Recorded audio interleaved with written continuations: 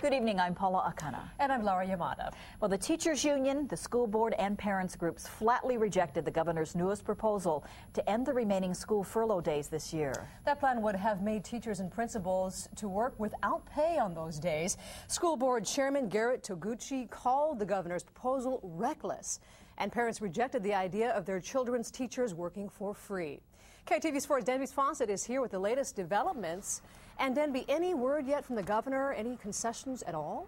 Yes, the governor in this new plan is making some concessions. She's moved from her earlier position that only essential workers need to return to end furlough days. The governor now says the schools can decide which workers they need.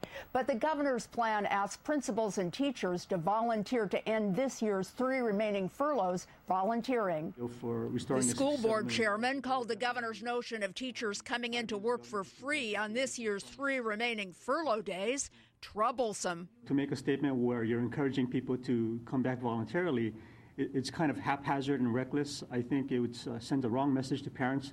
Toguchi says beside teachers to open the schools, you need others such as custodians and cafeteria workers who by law must be paid. Marguerite Higa was one of the leaders of the parents' sit-in at the governor's office to end furloughs. Higa says it would be better for the governor to release money to end this year's remaining furloughs. I think that the teachers have offered to give a day at the end of the year, and so I'm hoping that the governor can chip in to pay for the 2 additional days to make the school year complete. Other parents say it will be less painful now to move ahead and work on ending next year's furloughs. We've learned a lot in this past year. I think what everyone's ready to do is look forward to next year with a full 17 days in school. Will Okabe says the teachers union is looking now only at next year's furloughs. I think the message is that the legislature wants to only concentrate on next year. And we have an agreement between the board and the department, so therefore it does address those needs.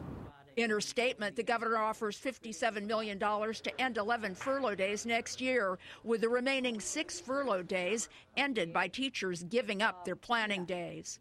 Debbie, another important question. Isn't the legislature about to approve $67 million from the Hurricane Relief Fund to try to end next year's school furloughs?